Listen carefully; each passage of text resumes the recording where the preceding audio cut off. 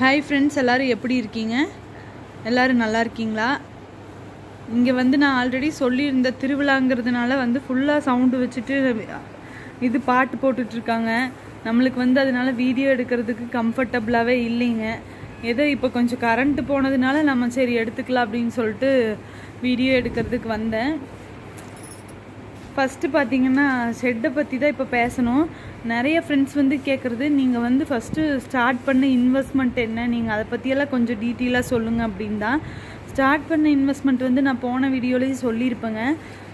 இப்போ மேலே வந்து பார்த்திங்கன்னா நாங்கள் வந்து ஒத்த கோப்பு மாதிரி போட்டுக்கலாம் அப்படிங்கிறது தான் எங்களோட பிளானு. ஆனால் வந்து இந்த கட்டினவங்க தான் வந்து ரெட்டை கோப்பையாக போட்டால் நடுவில் வாணி போட்டால் யூரின் போகிறதுக்கும் நீங்கள் வந்து சௌகரியமாக இருக்கும். அப்புறம் பார்த்திங்கன்னா இந்த சைடு கொஞ்சம் இந்த சைடு கொஞ்சம் கட்டிக்கலாம் அப்படின்னு சொல்லிட்டு சொன்னாங்க.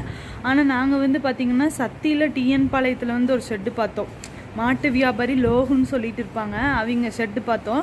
செம்ம ஷெட்டு. அந்த மாதிரி ஒரு பிளான் பண்ணோம்னா கீழே காரையும் வந்து மேலே வெயிலே இருக்காத மாதிரி, அந்த வெயிலோட தாக்கமே இருக்காத மாதிரி ஃபுல்லாக வந்து கூலிங்காக இருக்கிறதுக்கு கீத்து போட்டு மேய்ஞ்சு அதுக்கு அடியில் வந்து கம்பி மாதிரி இது பண்ணி பண்ணியிருந்தாங்க.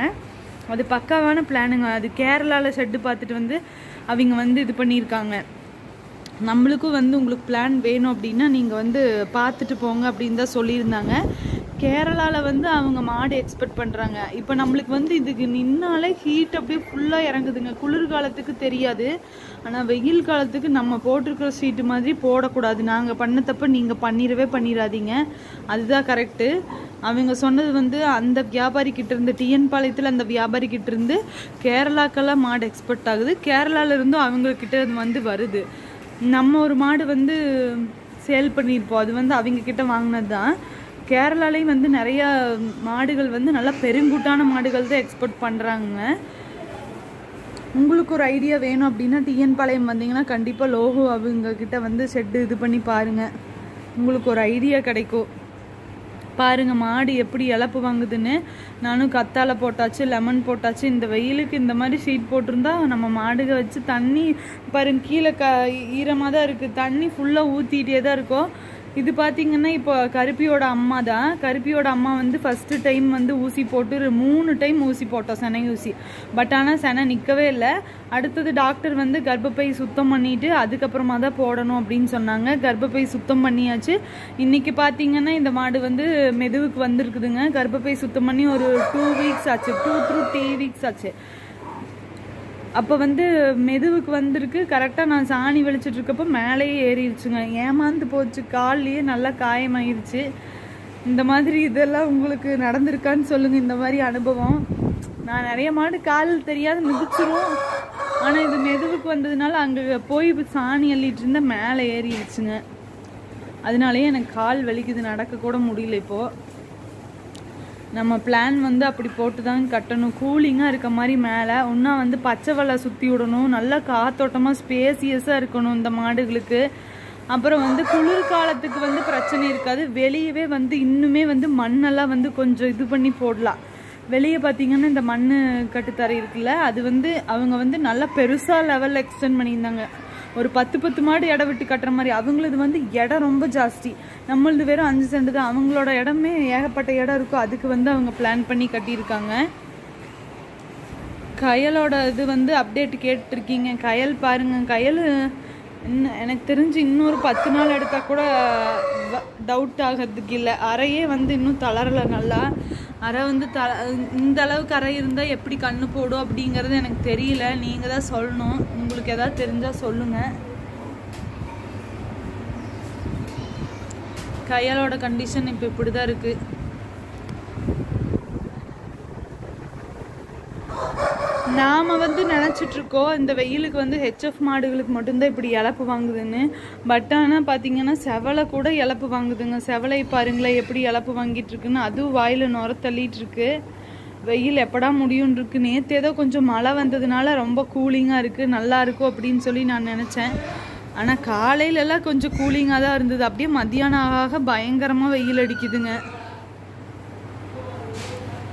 ஃப்ரெண்ட்ஸ் நிறைய பேர் வந்து நெக்ஸ்ட்டு இப்போ எனக்கு என்ன பிரச்சனை அப்படின்னா என்னோடய ஃபோன் வந்து கொஞ்சம் மாற்றணும். எடிட் பண்ணுறதுக்கெல்லாம் எனக்கு சரியான சௌகரியம் இல்லாமல் இருக்குது. உங்களுக்கு வர வீடியோஸும் வந்து கொஞ்சம் கிளியர் இல்லாமல் தான் இருக்கும், கொஞ்சம் அட்ஜஸ்ட் பண்ணிக்கோங்க. நான் ஒரு ஃபியூ டேஸ்க்குள்ளே கண்டிப்பாக பர்ச்சேஸ் பண்ணிடுவேன். பண்ணதுக்கப்புறமா வந்து நல்லா கிளியரான வீடியோஸ்லாம் உங்களுக்கு கொடுக்கணும். நிறைய எனக்கும் ஆசை தான், நிறைய அவுட்டோர்லாம் போய் நிறைய எடுப்பாங்கள்ல, ஒரே கட்டுத்தார இதை சுற்றியே நான் வந்து மாடுகளை சுற்றியே கண்டென்ட்டு போயிட்டுருக்க மாதிரி இருக்குது. பட் ஆனால் வெளியே போகணும்னு ஆசை. தோட்டம் போகிறதில்ல, நான் போனால் தான் எடுக்க முடியும். என்னை தவிர யாராவது விட்டுட்டு போயிடுறாங்க, இங்கே வேலை இருக்குன்னு. அதனால நான் போய் எடுக்க முடியறதில்ல. கண்டிப்பாக நான் போனேன்னா உங்களுக்கு ஃபுல்லாக ஷேர் பண்ணுறேன் எல்லாத்தையுமே.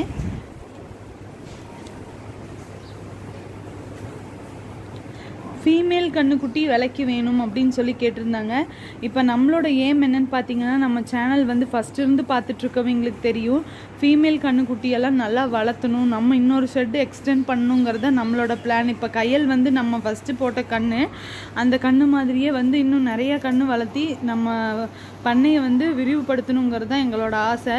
2 மாடு 20 மாடுகள் ஆயிடுச்சுன்னு சொல்லி நான் ஒரு வீடியோ போட்டிருந்தேன், அது பார்த்துருப்பீங்கன்னா தெரியும். அந்த 2 மாடு தான் இந்த கொட்டகைக்கே வந்து ஃபஸ்ட்டாக வந்ததுங்க. அப்புறம் ஒரு 2 சேர்த்துனோம். அதுக்கு வந்து நல்ல வியாபாரி வேணும். இங்கே அந்தியூரில் தோப்பூரில் ஒரு வியாபாரி இருக்கிறாங்க. நீங்கள் யாராவது நியர்பை தோப்பூர்னா சின்ராஸ் அப்படிங்கிறவங்க வியாபாரி பேர். அவங்க கிட்ட கேட்டு பார்த்தீங்கன்னா தெரியும். எங்களுக்கு வந்து அவங்க கொஞ்சம் கைராசியானவங்களாம் இருந்தாங்க. உங்களுக்கு ஒவ்வொருத்தருக்கு பார்த்தீங்கன்னா மாடு வந்து சீக்கிரம் செட் ஆயிரும்.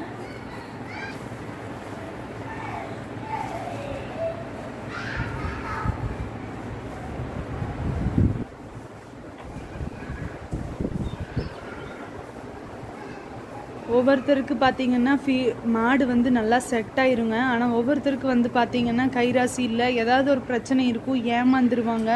அந்த மாதிரியெல்லாம் நிறைய ப்ராப்ளம்ஸ் இருக்குது. குட்டீஸ் வீட்டில் இருக்கிறதுனால என்னால் கான்சென்ட்ரேட் பண்ணி வீடியோவே எடுக்க முடியல. ரொம்ப சாரிங்க.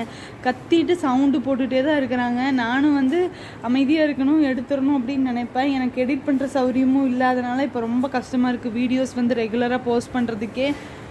உங்களுக்கு நெக்ஸ்ட்டு வந்து எதை பற்றி நீங்கள் தெரிஞ்சுக்கணும் அப்படின்னா, மாடு வாங்குறத பற்றி தெரிஞ்சுக்கணுமா, இல்லை நம்ம ஃபீடு போடுறத பற்றி நான் நிறைய ஆல்ரெடி சொல்லியிருக்கேன். இப்போ வந்து பார்த்திங்கன்னா ரீசெண்டாக நிறைய பேர் வந்து இப்போது இந்த மக்காச்சோள மாவு வந்து குளுக்கோஸ் பேஸ்ட்டுங்க, அது வந்து மக்காச்சோள மாவுன்னு நாம் சொல்கிறோம். ஆனால் அது வந்து குளுக்கோஸோட இது வேஸ்ட்டு தான் வந்து அந்த மக்காச்சோள மாவே. அதனால வந்து அதெல்லாம் குடித்தா மாடுகளுக்கு வந்து நல்லா ஹெல்த்தியாகவும் இருக்குது, பால் நல்லா இன்க்ரீஸ் ஆகுதுன்னு நிறைய பேர் நம்புகிறாங்க. அதனால வந்து நீங்களும் கண்டிப்பாக பார்த்திங்கன்னா அந்த மாதிரியெல்லாம் யூஸ் பண்ணி பாருங்கள். நாங்களும் வந்து கேட்டுட்ருக்கோம், அப்படி கொடுத்து பார்க்கலாமா, நம்ம மாடுகளுக்கு அது செட் ஆகுமா, நல்லா இருக்குமான்ட்டு. ஒவ்வொருத்தவங்க பார்த்திங்கன்னா அது ஹெல்த்தி இல்லைன்னு சொல்லி பயன்படுத்துகிறாங்க. ஒவ்வொருத்தவங்க பார்த்திங்கன்னா அது நல்லா ஹெல்த்தியாக தான் இருக்குது அப்படின்னு சொல்கிறாங்க. நீங்கள் அதனால் கண்டிப்பாக கிடச்சா கொடுத்து பாருங்கள், ரிசல்ட் எப்படி இருக்குன்னு சொல்லுங்கள்.